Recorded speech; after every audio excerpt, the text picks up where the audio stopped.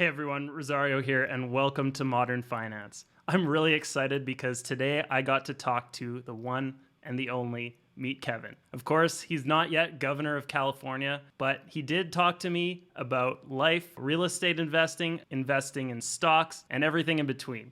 So stay tuned, sit back, relax, get some popcorn, and here's my interview with Meet Kevin Paffrath. But before we get started, make sure you click the link down below in the description to get 3, yes, that's right, 3 free stocks with Wealthsimple Trade when you sign up for a trade account today. Check it out by clicking my link in the description below and you'll get 3 free stocks. Who wouldn't want that? Kevin, it's great to meet you. Welcome to my channel, Modern Finance. Thank you so much for having me. It's an honor to be here. Great. I have a lot of questions that I'd love to ask you. If it's okay with you, I'd like to get started right away and kind of rapid fire some questions. Let's do it. Okay, first off, have you decided where you're going to be moving to in Florida now that Gavin Newsom has been readmitted to the governorship?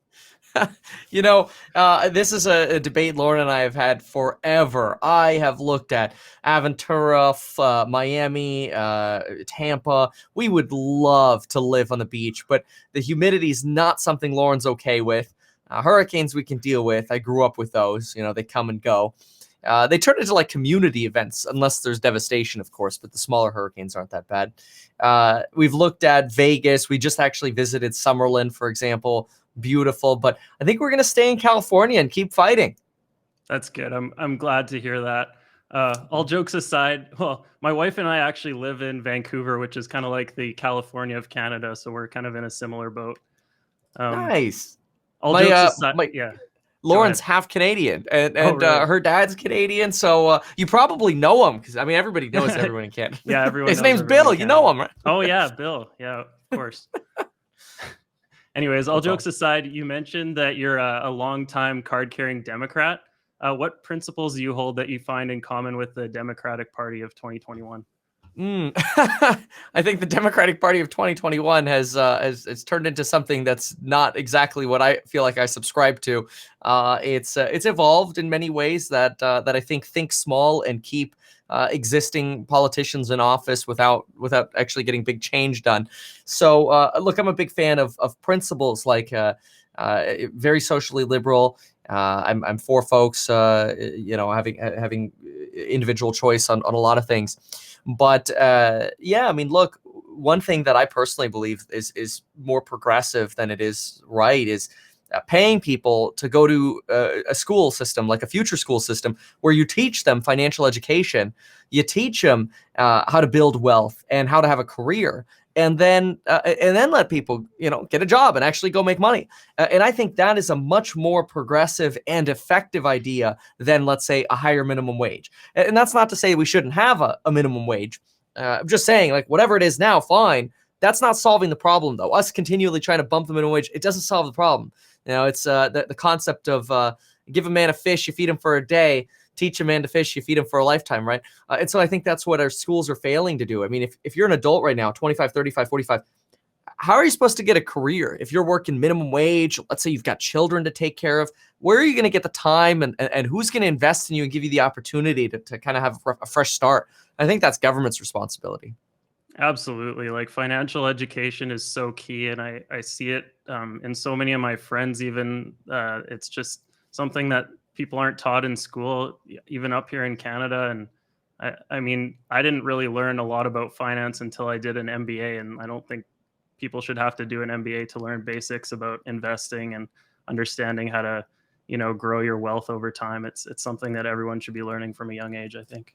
Yeah, no kidding. MBA, I mean, you got to spend a couple $100K to get that thing. Yeah, it's a lot cheaper in Canada because government partially funds education, so I didn't have to spend that kind of money. But it was, thank goodness, it was still a fair amount. Yeah, everybody go to Canada. Yeah, exactly. Anyways, I'm not surprised that you didn't win, but not because you wouldn't be a good governor, but for precisely the opposite reason. It seems that honest and uncompromising people are extraordinarily rare in politics, at least when it comes to politicians who get elected. Are there any leaders, political or otherwise, out there right now that you see who are honest and good people? Look, I mean, one of my inspirations by far, and I think this is pretty common amongst many people, but obviously Elon Musk is one. But I also really love going back just to ancient Greek times, Aristotle, Plato, really taking a first principles look at why do we do things, why are things the way they are, and these are things that you really see. Even Elon Musk personify when he's complaining about regulations or rules. Like, why do we still have these things standing in the way of progress? It doesn't make sense. Maybe laws should expire after a certain period of time. Like every law has a sunset after a certain period of years where it has to be renewed and voted on actively to keep it in place. And I think that is the kind of first principles thinking you really need in government. Like, why is it that California wants to legalize cannabis, and it's been 5 years of legal cannabis, and 80% of our sales are still illegal? Like that is the definition of the failure of government. Yeah, no, I completely agree with you there. And, you won't find any argument from me, but I'm just wondering from your perspective, why do you think, I totally agree with you, but why do you think that you weren't able to become governor this time around? Yeah, well, so this election came down to a media show, like a sideshow of basically COVID fears with a mix of keep Gavin, the guy who's going to fight COVID with restrictions, or get a Trump Republican who, before his first cup of tea, that's his quote, before his first cup of tea, is going to remove all the COVID restrictions. Now, on YouTube, people are a lot more 50-50 with COVID restrictions, for or against mask mandates, vaccine mandates, and that. In California, we're like 70% for restrictions. Like, please tell us what to do, right? It's like California, like, protect us, government. It's like and that then so here you just too. got to know that in Yeah. California. And if you look at the recall election, it's like 70% are like, no, keep Gavin, even though people hate Gavin out here, which is crazy. For example, when I announced I was running against Gavin in May, people were like, oh my gosh, thank God you are running to replace this guy. Like, anybody is better than this guy. He sucks on policy, he sucks on like housing, schools, crime, fire, water. He can't stand on any of those policies because he's failed at those. But then, like 2 weeks before the election, I was at an event, and a group of Democrats came over and they said, so Kevin, you're voting no on recall, right? I'm like, no, I'm voting yes. And what? Oh my gosh. Like, you could put us closer to the devil by voting yes on the recall. And I'm like, what?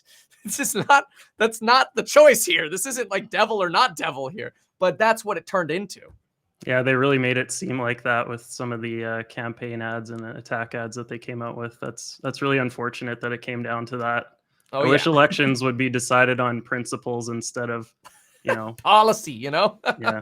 This turned into emotion, and that's it. But hey, you know what? Good for for Gavin. I mean, they nailed it. They woke people up, and they got people really fearful, and it worked. Hopefully now he doesn't continue to suck. Although I don't expect much change from him. Yeah, I mean, cross your fingers, but I don't think that's all you can do. Change. Yeah. Anyway, onto a lighter note, I was hoping we could talk a little bit about real estate. Do it. I think I know what you're going to answer here. So, would you still invest in real estate in September of 2021? Yes. And, do you recommend... I'm buying a place right now. We're closing in 4 days. It's fixer upper, my usual. Just looked at a place for Lauren and I to buy. We'll see how it's a house with a guest house, and so a family would have to really like the guest house for us to make sense of buying the house. It's an older Tudor style house, take a lot of maintenance, a lot of work. It's kind of the opposite of what I like doing. I love the fact that we buy a fixer, fix it up, and there's like zero maintenance. Like, I don't want lots of maintenance. That's the worst. Absolutely. So do you recommend only looking for wedge deals? Is that kind of how you purchase houses right now? I mean, that's what I do. I think there are two things you can do that are best case scenario for getting started. And that's either finding something below market value. So single family, that's a fixer, or a multifamily where the rents are really low, but it's not a fixer. So you have a big difference there between those two things. Alternatively, a lot of people, they just don't want to do work at all. Best thing to do in that kind of case is, if you're going to pay market value for something, you may as well buy new construction, because then everything's brand new. Like, then you're not dealing with a prior owner's handy, person upgrades that are funky or not quality or not, because YouTube video and they think they're an expert, right? So like that, I usually try to stay away from homeowner-led upgrades, unless, and it sounds terrible, but there is a certain demographic that more frequently than not upgrades the systems of their homes, overspends on those upgrades. Personally, I think they get ripped off a lot. It's horrible. And then they can sell their properties, but they don't actually realize the upside on those upgrades. And that's the older demographic. Those are our older generation. So people older than 70 years old, they keep the old shag carpet, the old paint, the old wallpaper, the old bathrooms, the old kitchen. But they will spend a fortune on energy efficient roofs, air conditioners, windows. Oh my gosh, those are some of the best places to buy. And when I was representing folks like that as an agent, I'd always tell them, I go, you are throwing money out the window if you are not upgrading the cosmetics. But then it was like I was like stabbing their soul, telling them to get rid of their carpet and their wallpaper. So it's whatever. Yeah, I can absolutely see that, because people look at the surface of the house and they don't look at the substance when they go to buy. So if you're, Bingo. Yeah, that makes sense. So basically, this is kind of relating to me, but we live in an area where the average home price is $2.5 million. So Vancouver, you said? Yeah. And Okay. I was just wondering, like, is it worth it to buy something here? Do you think is better to look in a place like, maybe I've been looking in Florida or somewhere in the States where we can actually. Are you going to move to Florida? No, but I want to own property. Like, I know it's possible to own property and manage it from another place, but I know it could be difficult. Yeah, I would like do it. that. Yeah. I mean, personally, like, I mean, how many people do you live with? Is it you and one other person, or what is it? Yeah, it's just me and my wife and our dog and our cat right now. Oh, yeah. I mean, I'm just scrolling around right here. It looks like you can get, condos or townhouses for somewhere, depending on where in Vancouver, for between.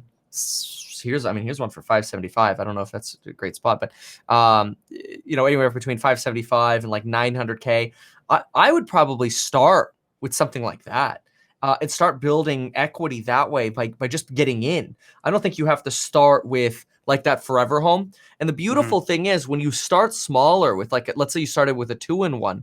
When you start smaller, you have an excuse. You could tell the bank, this is why I'm moving, and it gives you a reason to go to a 3-bedroom, 2-bath or whatever. Like, I mean, here's one. I'll put it here. I'll put it up on screen. Can you do the little box zoom out on StreamYard there where it makes us rectangles? Maybe. Yeah, there it is. Is that the one? Yeah, perfect. Okay. All right, give me a second here. So, and I have no idea where this thing is, but it's just an example here. So, here's an example. Here's one that's 868, 2-and-2. I just saw this pretty quick. Looks like they've got sort of a lobby. And this one's move-in ready. So it looks like somebody just went in and renovated it. It's smaller, but hey, you got a patio and stuff, and it gets you in. Vancouver is expensive. And that's a 2003 apartment. The other thing that you could do is you could always go outside of Vancouver to some of the suburbs. Have you ever thought about going out to the suburbs? Yeah, we have. There's a couple of unique challenges that we have. My wife doesn't drive, and Okay. we actually, yeah. So I mean, it's something that we consider. I'm more looking at like buying an investment property. Like, I actually like where we're living right now, but you think it's better to actually like own the house that you live in as well? It's so much easier, because look at this. Yeah. You want to go buy an investment property. You're going to throw 25% down at least if you're financing it. Who knows? Maybe you decide well, how much money do you have to invest? I could, well, it depends what I do with it. Like, I mean, I have $250,000 in investments. Yeah. So I mean, look, I don't think it makes sense to go cash pretty much ever in real estate, unless you're trying to, like, fight in to get into a fixer-upper deal or something. It's super competitive. But, 250, you're well below even the U.S. national median home price right now. It might be harder for you to get financing as well in the United States. I'm not sure exactly what that's like buying from Canada. I'm sure there are ways to do it to get financing. But look, I mean, in Canada, I know you could get in with you could buy a place and put 10% down and leverage a lot better. I mean, hey, you put 10% down on an 800K place, you fix it up with 40, 50K or whatever. Now you still got 100 grand left over. That's your insulative blanket, right? Where are Yeah. you living right now within Vancouver? Is it like walking distance to where your wife works, or did you say your Yeah. fiance?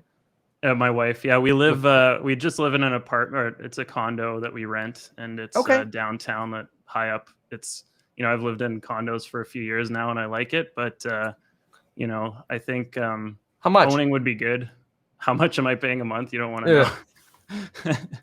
It's like too much, but it was a good deal for a big 2 bedroom. Okay. But yeah, we're paying like it's like 3,600 a month. Okay. Yeah. So I mean, Yeah. like, let's see here. If you bought a place, I don't know, 800K. Let's say you put 10% down.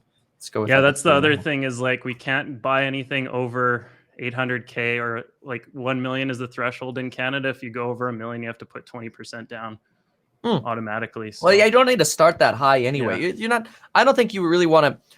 In my opinion, when you get into your first place, it's not supposed to be something you look at where it's like, oh my gosh, this is my forever home, right? Like that's the last thing you want to look. You want to look at it like, yeah, we get to own and we get to be here, and this is going to be a great rental. We'll fix it up yeah. and then get out of there again, right? And then move again. So, what are like the usual HOA dues, like the common area fees on some of these buildings? What, $500 or something? Yeah, it really varies. Like some of them can be as high as like 1,200, but I've seen ones that are as low as 500.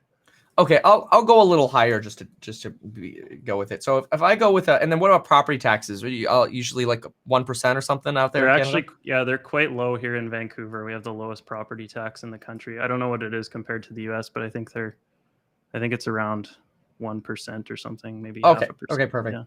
So yeah, I mean, look, if you bought an $800,000 condo with $1,000 in common area fees, it's probably going to cost you somewhere around $4,800 a month. So you're paying more. If you go to 20% down, which is going to be spending more of your money, now you'll probably be somewhere around $4,300. So either way, you're probably at this point going to be paying more than what you'd be renting for. One of the differences, though, let's see if I go back to 10% down, is we go to an amortization schedule. Every single month, you're paying off $1,133 in interest in principal in this In example. principle, right? So even though you're paying $4,800 just in principal pay down, you're actually paying less than you are in rent. That doesn't even consider the potential appreciation, although of course markets can go down as well. But you lock this thing into what I think y'all in Canada do, like 10-year fixed, and lock your rate in and own real estate, control real estate, build wealth over time, especially if you can get a fixer, and then use the extra money to get ready for your move in 18 months or whatever, and get the next one. Start controlling real estate. I don't think you can go wrong owning Vancouver real estate. You know Yeah. it. You're I going know. to be able to tell me, oh, Kevin, like that block way better than that block, right? Because how long have you lived there? Not long, but we've lived here a year, but I mean, my wife's Okay. lived in BC for a long time. Got it. Okay, So so you just yeah, came to Vancouver. Oh, well, a year's yeah, better than what I know, which is yeah, 0 because I haven't been there. But yeah, the point is, the area there way more, in my opinion, than you're going to know. Like, oh, I'm going to go find a random place in Florida that's going to get me like a 6% cash on cash. Who cares? Like, hmm you just on building your wealth, and I think you can build your wealth way faster finding an opportunity where you have a competitive advantage. And that's yeah, when you look at properties, you're like, that's a really good neighborhood. I think that's undervalued because I've been following the real estate market, and you could be up 50K or whatever in net worth just because you're buying something below market value. Who cares about the cash flow then when you compare it to that point of view, right? Because you're making 10, 20 years of cash flow day one. That's where you want to get that net worth boost. And you could do that where you live. It's really difficult to do that in a different state because I don't know which street is better than the other street. And real estate can be very street by street. yeah. So knowing the areas is really important. Well, That look, makes I'll give you an sense. example. I just went to look at a fixer-upper in Newbury Park in here, just 30 minutes away. I actually think it took like 32 minutes for us to get there because traffic was bad. So it's kind of out of my radius a little bit. Looked at it, and I'm looking at the foundation, and it just, it had some jungulations. Like, it wasn't perfect, and I'm like, So I left there, and I called other agents who were selling properties in the neighborhood. And I got on the phone with one of them, got some comps to figure out how much his sold for, how many offers he got, how much over it went, just to give me an idea of where the market was. But I also asked him, I go, hey, you ever have foundation issues in the neighborhood? And he's like, oh, yeah, certain streets have more foundation issues than others. I'm like, how am I supposed to know that if I'm not an expert in that neighborhood, right? And then this is the key question, because we've had earthquakes that have led to foundation issues, but then we've also had shady builders that have led to foundation issues. So I asked him, I go, oh, what, just like the usual lack of rebar? And I kind of said that in passing, even though that's like really bad. And he's like, yeah, lack of rebar. And I'm like, huge red flag, right? So like that kind of expert stuff you don't get when you're out of the area. And you're a foreign buyer, you don't have a local reputation. Another agent might not even answer the phone for you. You go to Florida and you're like, hey, I'm from Vancouver. How are the foundations out here? They're like, you're from Vancouver? You got an agent? Call your agent. Click. Yeah, makes sense. Well, I appreciate the advice, and we'll probably get into it, but I want to talk a little bit more about wealth and success, if that's all right. Anything you want. Do you think that anyone can become wealthy given a sound strategy? I know you talk a lot about investing in stocks and real estate. Yeah, I totally do. And if you want, you can put us back to the little box view if you want, but whatever you want. But yeah, look, I think anybody can. It's just a matter. The biggest thing that holds folks back, in my opinion, is the top line. It's not so much the, oh my gosh, don't buy a $5 coffee. It's people aren't bringing in enough money. So it's like, look, if you're working minimum wage and you're making 10 grand, how are you going to build wealth? I mean, look, I worked minimum wage for a year or two, around 2 years. I worked minimum wage, Hollister, then Jamba Juice, then Red Robin, minimum wage jobs. And sure, I was able to throw a little bit of money in the stock market. It's kind of like, oh, yay, I have $6,000 in Apple stock. Who cares? That's not wealth. Like, what the heck? It's worthless. So you got to figure out, how can you get your income up from like $10,000, $20,000 a year to the median? Like, at least get to the median where you're making $40,000, $50,000, $60,000 a year. Now you can qualify for a property. Doesn't have to be a big one. Buy the crappiest thing you can get. Just get into something. And now you could really focus on building your wealth. Yeah, absolutely. So do you think that your strategy for getting wealthy depends on the timing? So could someone get wealthy now following the exact strategy that you did like 10 or 11 years ago with real estate? Yeah, look, I mean, everybody's got to start somewhere. And sure, there are time periods where it's easier because you're kind of at the beginning of the curve, right? And there are time periods where it's harder, where there's uncertainty. But the reality is, it's easy to look back in hindsight and go, oh, 2011 was such an easy time to invest. It was actually a really hard time to invest because every single real estate agent, when there were like, in our city right now, we've got 70 properties on the market. Back then, there were 450 properties on the market. The housing market was saturated with homes. Nobody wanted to buy the homes. And every real estate agent and lender's like, just wait, there's going to be a double dip recession. And it's like all the fear about a market crash that people talk about now, we had then too, Right. So there's always somebody who's going to be yapping about a market crash. And so for me, I just look at real estate, and this is what convinced us to do it. I looked and I went for our first property. We go, the payment's $2,000 a month. We can make $2,000 a month. Even if we have to like live on rice and beans, we could pay $2,000 a month. We have no other debts. Even if we have to leave, rent out the property, the rent would cover the payments on the property. We even thought, okay, well, we could also, before we have to get to that, we could always rent out a room. We also thought, hey, worst case, we could just sell the property. If the market fell or whatever, fine, then rent out a room, then rent it. So we're looking at all these backup strategies. And you know what the biggest backup strategy of all is? And this sounds crazy. Like, people hear me say that and like, oh my gosh, that's like the worst thing in the world.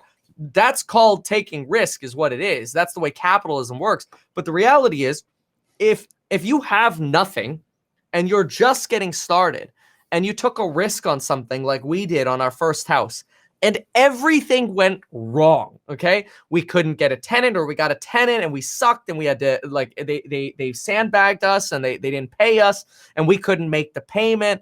Well, I guess the bank's taking the house back and we start over in 3 or 4 years. Like we have nothing else. What, like, you may as well try. And I think Mhm. there's so many levels of fear that people get in their minds that they don't even try step one. And so even though we never thought that we would ever go down that path of, oh my gosh, a foreclosure, that would be like the worst thing ever. It was one of those things where when we actually looked at it, we're like, really? Is it though? Because it's really just a way for you to start over. Like, that's the way markets are designed. Banks charge interest because they're taking a risk. It's a contract. And if somebody can't follow a contract, there are remediation clauses, and that's foreclosure, right? It's really just part of the agreement. So again, I'm Yeah. not advocating people just like YOLO and be upside down on their payments. But when we really started rationalizing, like, well, what's the worst that could happen? We're like, well, we can afford it. We got like 5 or 6 backup options. Let's do it. So Yeah, absolutely. That definitely makes sense. And I like the thing that you said. I mean, like, the fear porn is just always there, no no, matter yeah. what time you live in. Well, it's Everybody's easier always. for folks to have an excuse of, like, for example, one of our best friends is a nurse. She's got plenty of money. I mean, many 6 figures of money, but it's all just savings. It's literally just Mhm. work, savings, and it's been that way for a decade. Gosh, like, we've been trying to get this person to buy a house every single year for the past 10 years. And literally at any point of the past 10 years, had they bought, they would have been so much better off than where they are now. Yeah. But, too fearful. Do you, this kind of ties into this, but do you think that mindset plays a role in wealth creation? Yeah. I mean, look, if it's, see, what happens with a lot of folks is they get comfortable. When we bought our first house, we were very uncomfortable because I was a brand new real estate agent. We were just getting into property management. Like, we had to wake up and go, if we don't work our butt off, we're going to go bankrupt. Like, we have to make sure that we don't by working hard. And I think sometimes people, they get a good salary, have a good job, they get really comfortable. And then it's kind of like, why take the risk? I got a good life, it's good. Why bother? And then you get complacent. So yeah, I mean, like, in some sense, you want to make yourself uncomfortable. I'm always thinking to myself, if I'm uncomfortable, I'm working my hardest. When I Mhm. start feeling relaxed and it's like, I don't really need to make a video today, or I don't really need to sell that client or house, I don't really need to buy another rental property, then I sit around and do nothing and I play video games, and then it's wasteful, right? Yeah. Do you believe that you are responsible for your own successes? Yep, most of them. I mean, if you wake up one day and you don't have any arms or legs, I mean, there's some things you can't do. That just sucks. Yeah. So yeah, look, there's certainly circumstances, health being a big thing. But outside of health and like a language barrier, let's say, outside of those, which you could fix the language barrier, but outside of really health, yeah, I think everybody's responsible for that. Yeah. Yeah, that's a good approach to take. I think it really helps to look at what you can do to change your circumstances. Oh yeah. Um, Speaking of health, I want to talk about mental health a little bit. How is your mental health? I've struggled with anxiety and depression in the past, and I know it can be difficult to talk about.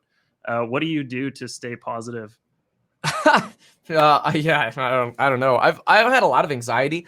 Really, when I was going to college, a lot. I'd have like chest pain and throat pain because I was doing so much. And anxiety, I found, comes from you're not in control. Just that no matter how hard you work or what you do, it's just you're overwhelmed. And this would well, it would manifest itself in the symptoms that I described, but it would come as a result of having so many clients that it just felt like as soon as I put one fire out, there were already 2 up, and then I go to fight another fire, and then there were 2 more, and it just felt like this exponential, like, and then on top of that, college and tests and finals, like very, very stressful times. Uh, yeah, I mean, certainly, I think the best place to be is when you have control and you don't have those stresses. So it's kind of like foot on gas and foot on brake. How do you find the balance between being uncomfortable enough to where you're working hard, but not being so uncomfortable that you're stressed out and you're unhappy? Because anxiety and stress is not a place that fosters happiness at all. Fair enough. Has your, if you don't mind me asking, has your Yeah. run for governor impacted your mental health at all? I know there were It's been some. great. I've That's good. actually enjoyed it. It's been, if I'm anything, it's glad been to hear that. positive. Oh, good. Yeah. I want to talk a little bit about your values. What are your top values as a person? Yeah, for me, I anytime I think of values, I think of Aristotle, Plato, ethos, logos, pathos, right? And for me, I really believe that no one in our society, well, I mean, maybe some very evil people, but I think that most people don't want to hurt other people. I think most people want to do the right thing while also being able to get ahead themselves. And sometimes that line blurs, but I don't think people wake up and they're like, oh, I want to make that person feel miserable today. In most cases, maybe they're just personally very frustrated or they're having a bad day and then they let that sort of negative emotion out on someone else. But that's really helped me take a step back and go, that person was just a dick. But I don't think that they meant to be, right? Like that's kind of helped me rationalize maybe and kind of get through negotiations and realize that I think most people are not wanting to hurt others. So that helps. That rationalization helps a lot. And then, yeah, I mean, in terms of ethics, huge. You know, what can you do to do the right thing when other people aren't looking? And that's hard. That's hard for a lot of folks. It's kind of like you go, what's the famous example? You leave money out for the nanny or whatever, and you see like, oh, are they going to take the hundreds? Like nobody's going to notice if a hundred's missing, right? And so doing that right thing. For me, what's helped me a lot with that is the movie The Secret and connecting that with karma. Like the more positive energy you put out, the more good things happen. I'll give an example. So like doing the right thing tends to beget good positive outcomes. So that's a good reason not to do things wrong. Do things honestly. And just an example of that is how I applied that even to work is, oh gosh, it's a rainy day. I'm going to go hold an open house or and nobody comes. Or I even did this with the governor campaign. I'll go stand outside of a Newsom event, and it's like, oh, it's really slow today. Like there are no reporters today, and it's like it's okay. We're putting that energy out there, that work energy out there, and then good will come. And it was so weird. Like sure enough, always after I do it at open house or a few open houses and nobody would come, I'd get a client that comes out of nowhere. Or I'd get the Fox News reaches out and there goes, hey Kevin, we want to book you for an interview, and it's like, oh wow, it's crazy, just comes out of nowhere. So the movie The Secret really kind of gave me that sort of mindset. That's great. I have a tough question for you. If you had to pick only one, freedom or safety, which one would you pick?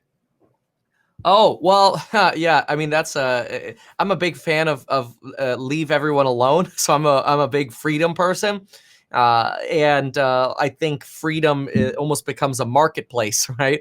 Where it's kind of like, hey, or I'm sorry, safety becomes a marketplace. Where if you have freedom, if you have ultimate freedom, safety comes in the form of, okay, well, if I have the freedom to build a gate or to have a gun or have cameras or whatever, I can create my own security. But I can't create my own security without my own freedom.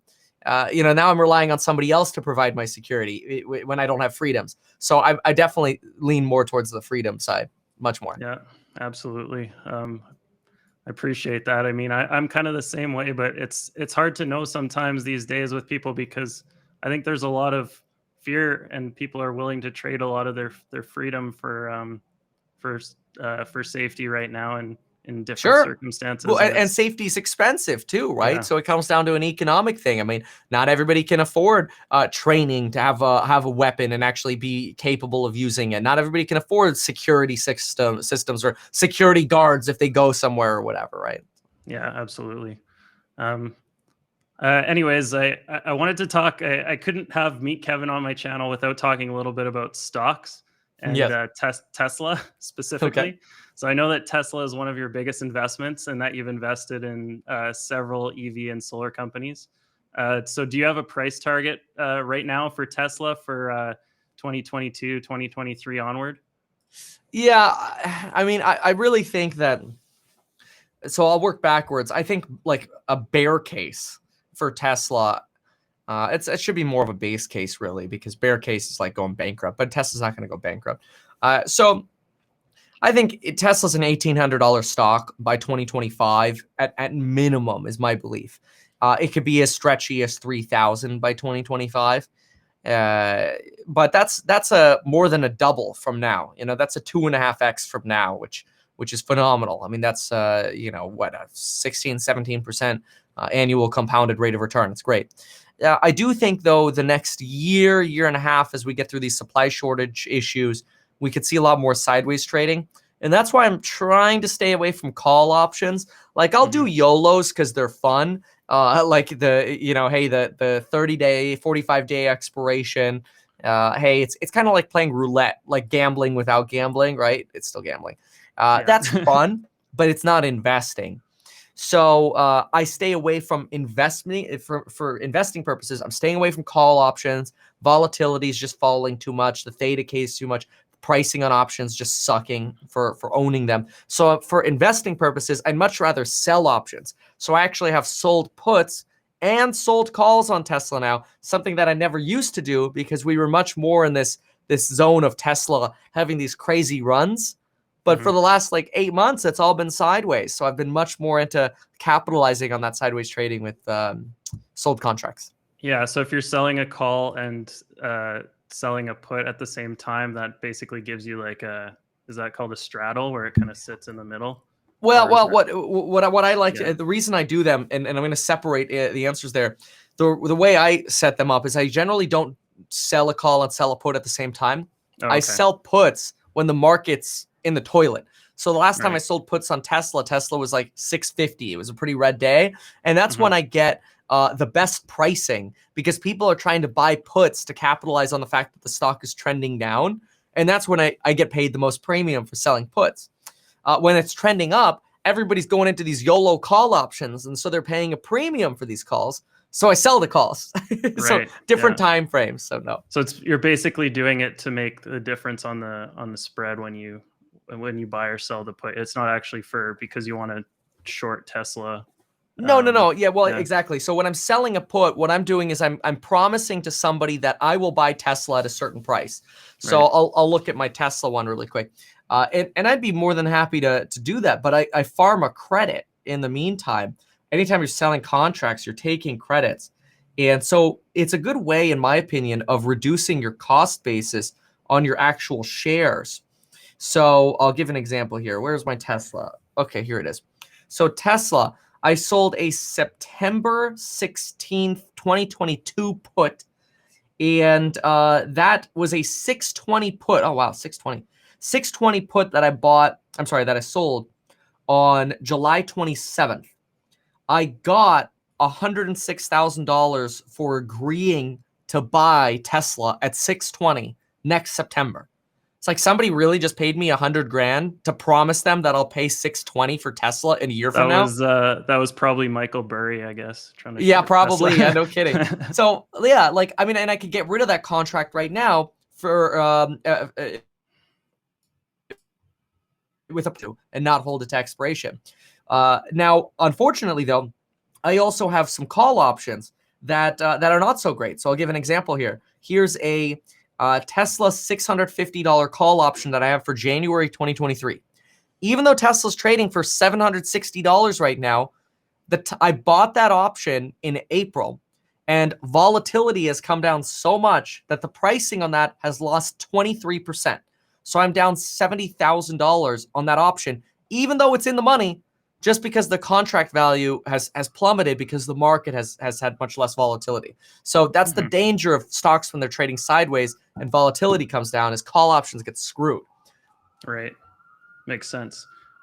So kind of speaking to the market at large, I know you talk a lot about inflation, and you kind of have been indicating that you don't think it's a problem.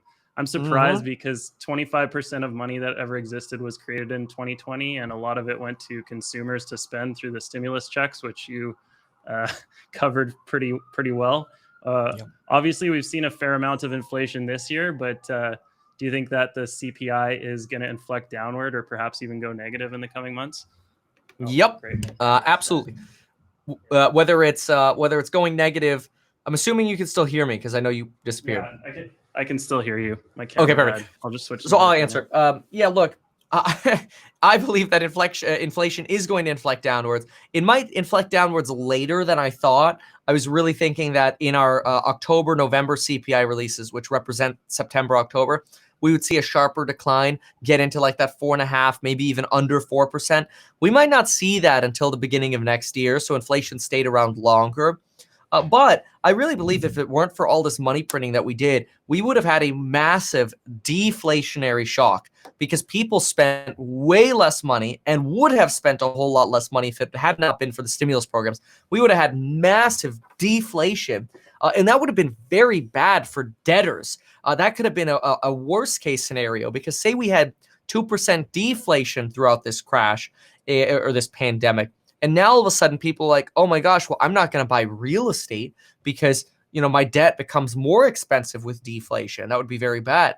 So you could potentially have these lingering. So now you could have an eviction crisis and potentially create a foreclosure crisis by people not wanting to buy real estate because of deflation.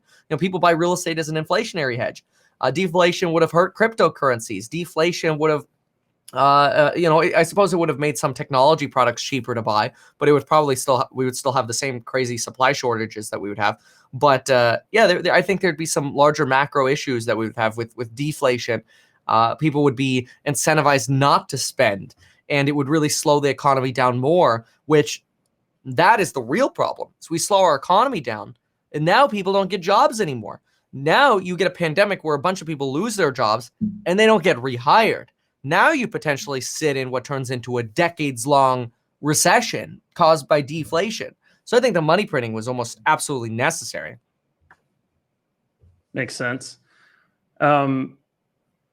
So I guess if inflation is going to trend downward, what does that mean for the stock market as a whole in 2022? Do you think it's going to keep trading pretty flat? Do you think big tech or even growth tech is going to do well next year? I know you're a big fan of the real estate, cash, crypto right now. Or do you have any opinion on stocks and what they could do medium to long term? Yeah, RCC, real estate, cash, crypto is really right now just because I'm setting aside cash for opportunities that I see in the stock market. I really want to get that money into stocks. So for example, if I saw a surge in pricing on crypto, we saw Bitcoin 60, 70,000, Cardano $4 or $5 or whatever, Ethereum $5, $6, $7,000. I wouldn't mind dumping all of that and going shopping for stocks if I could find an opportunity in the stock market. I don't see a ton of opportunities in stocks, but I do believe that once inflation inflects downwards, we're going to see a phenomenal market for tech and growth, because the market right now seems to be pricing in still enough risk that inflation will actually be here, and that could be keeping a lid on FANG-T, Facebook, Amazon, Alphabet. Well, what's the other A? Facebook, Amazon, Apple. That's right. Then you've got Netflix, Google, and Tesla. And I think that's why you're starting to see these actually break out. The more people are realizing that inflation is transitory, the more you're actually starting to see Facebook run. Look at Facebook over the last 4 months. As people are realizing, inflation's going to go away, Facebook is doing better. Tesla over the last 4 months has been doing better than the 4 months before that. It's been slowly trending up. Google, slow trend up. All of these, Amazon, Apple, they're all slow trending up. And I think it perfectly correlates with, as people's high inflation expectations deflate, those stocks are actually slowly inflating. Right. Yeah, because their future earnings are discounted less if inflation is not as high. I would Bingo. assume that's the main reason. That's the MBA answer right there. Yeah. Yeah, sorry. That's great. That's still how I think about the market. I'm always thinking about what companies' future earnings are going to be. Good. And it's funny because a few years ago, I chose to start a business instead of investing all my money in Tesla stock.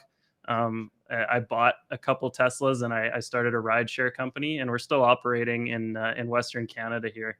It's called Inorbis, but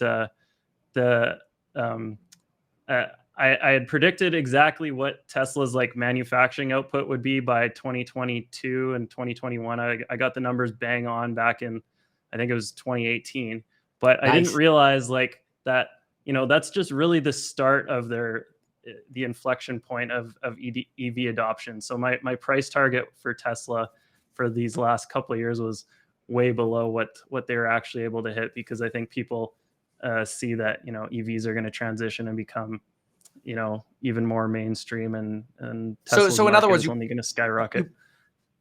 their production, but then you gave them a multiple probably more in line with like a Ford or GM, like maybe a 10 to 15 times earnings or whatever, when really this is just like the beginning of the curve. And right now the market's still pricing this thing at like a 100 times 5-year future PE. Yeah, well, I needed to look further out, because I looked 3-5 years out, but I needed to look 10-15 years out to see what they would be doing. And that's And I hard. think, Yeah. it's tough to do that. But I think, if you believe in somebody like Elon Musk and you can see that they can execute, then you can do that, right? Yeah. Anyway, I was wondering, are you interested in looking at other stocks in the EV industry? I know you said you don't have necessarily expertise in like the parts and suppliers of EVs, but I know you drive a Tesla, so you probably know a little bit about how electric vehicles work and things like that. Like I know you have like Neo stock. Yeah. I've really gotten discouraged by the EV sector outside of Tesla, because we realize more and more now, and Elon's partially to blame for this, but also the other manufacturers, how difficult it is to actually manufacture a car. How easy it is to come up with a prototype. Like you got Canoe, Fisker, Rivian, Faraday Futures, Lucid, Arrival for the commercial vehicles. There is no shortage of ideas for electric vehicles. And you got all these conversion companies too, like Hyliion, and then there's another one as well. Can't think of it right now. But anyway, you've got all FL fleets or something. I don't know, whatever. You got all these companies that want to make cars more efficient, but the manufacturing capacities just aren't there yet. So I've really gotten discouraged with investing in them right now, because I think it's going to be years before they really take off. Even like a Plug Power partners with Renault out in France to make hydrogen cars. Great. Call me in 10 years when we actually have hydrogen infrastructure. Like then people are actually going to buy your cars, your mid-sized trucks that they want to operate out there. So I've gotten pretty discouraged with a lot of EVs, with the exception of Tesla. So I don't actively buy any of them.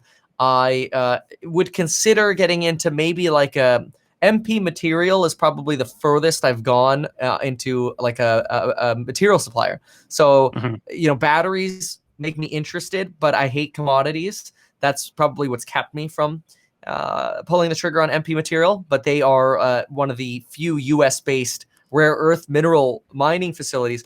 But I also think the market potentially values them as a battery play, even though they don't do anything with batteries. They just make motors, right? So it's just a sector I've kind of like got my EV exposure with Tesla, looking at other things. Yeah.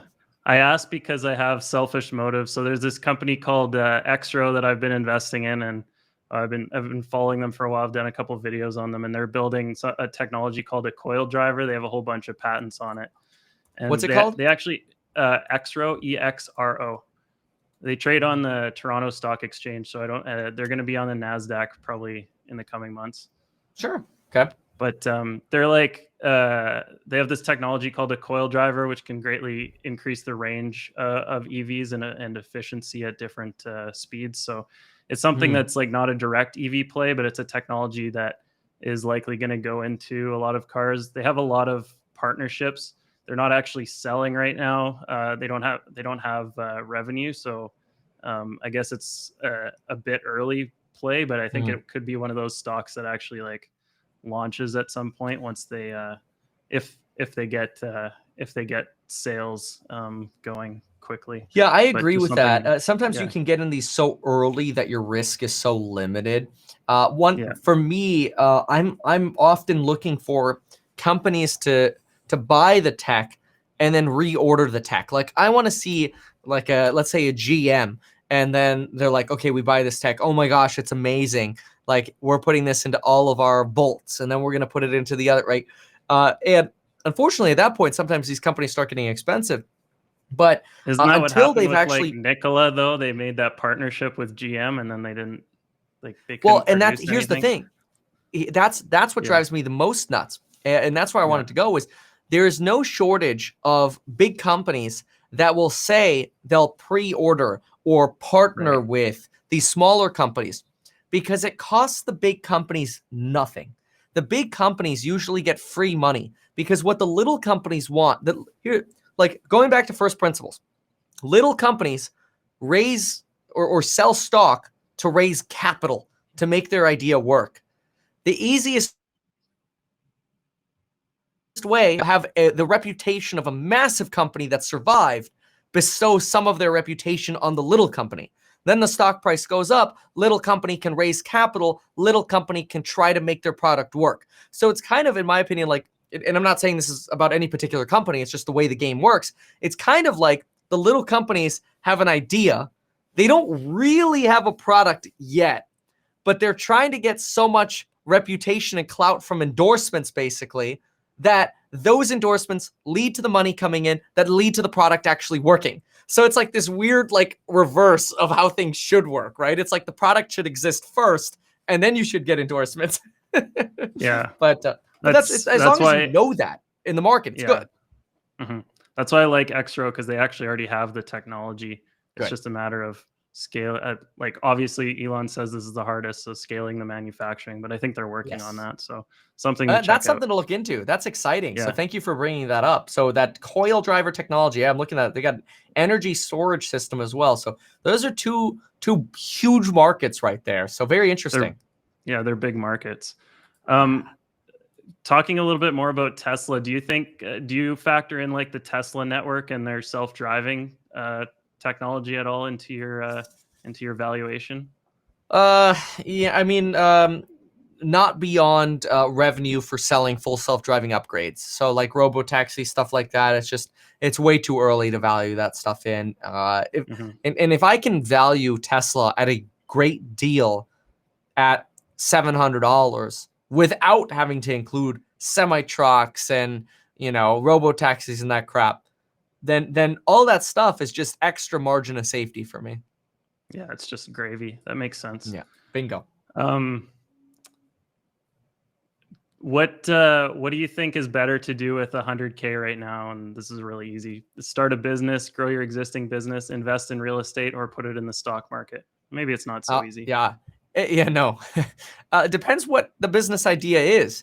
If you had a Yeah. killer business idea that was high margin, it's got to be high margin. Business ideas that are low margin suck. Like you got to Hmm. make money with the whatever it is you're selling. If you have a high margin business, I like that. Something that can grow fast, grow well, sustainably, easy to scale. That's great. Like an app. You could sell a fintech app. It doesn't cost you much to sell the thing over and over again. Manufacturing is very expensive and it's hard to scale, like we talked about. So it would depend. I like business ideas. You just have to know most businesses fail. And there's a reason for that because business is very difficult. So I think the easiest, safest thing is always buying real estate. Especially when your net worth is under a couple $1,000,000. So that's just easiest, safest. Get into real estate, buy and hold real estate, rent it out, done, simple. And then stocks. Well, and an existing business would be very similar to having a new business in that, I mean, you should be able to know, like if you put another 100 grand in, what's that return going to be? So you should easily be able to calculate that out.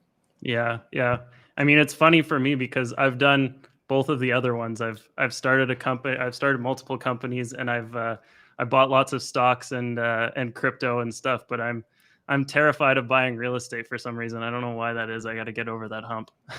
Yeah, I think, well, the easiest way to get over the hump is just get a pre-approval letter and start shopping. Like actually Yeah. just start going to homes. Just getting a pre-approval letter is not that hard. Going to look at homes, not that hard. And then I think when you actually get out there and it's like you see the similarities in homes and you start identifying issues with homes or whatever, and you connect the dots this way, it becomes a whole lot less intimidating. I think I'm most scared of because I like shiny things. Like I drive a Model 3 and stuff like that. So I'm scared of going in there and just looking at the house and looking at the surface and being like, oh, this place is really nice, but I really want to buy a property as like something that will make a good investment, or like a wedge deal where I can actually, Right. make money on the investment. So Bingo. it's just Yeah. trusting myself to make those decisions. Sure. Makes sense. Yeah.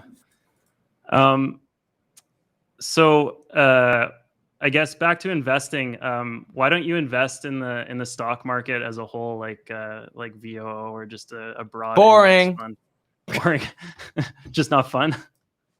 Yeah, I don't care. Like I have Yeah, no interest in buying the S&P 500 where more of my money goes into tobacco companies than Starbucks. Like I don't really care. I would rather invest in companies that I believe in. And I'd rather go heavy on those. That's my personality. Like if I wanted diversification, I'd rather pick my 50 stocks than just have 500 in the S&P 500. And the diversity factor is roughly the same. When you get to about 50 stocks, you tend to have roughly a similar diversity to an index, assuming you're not just like all in on like one sector, right? But yeah, me, I feel like I have a lot more control just buying the companies that I believe I have a competitive advantage in, because that's what I always did with real estate. I can go through a house and go, I know this is a good deal at this price. And that gives me a lot of comfort. And when I'm wrong, then I can learn from those mistakes. I can't really tell you why the S&P 500 goes up or down sometimes. So yeah, absolutely. Well, that makes sense. For another one of Elon's companies, would you invest in SpaceX if you were able to? depends on the valuation. It's easy to go, oh my gosh, SpaceX. Like, yeah, I'd love to invest in them.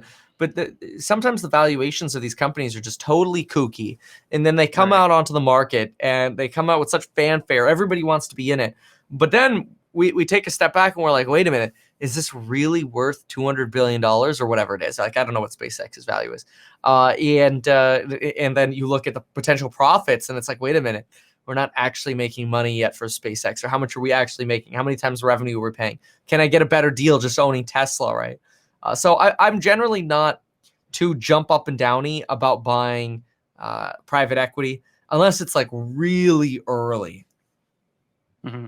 I've listened a lot to like the older investors like Warren Buffett and Peter Lynch and them, and they always say, just buy a great company and hold on to it for a long Yes. time. How do you tell if a company is great?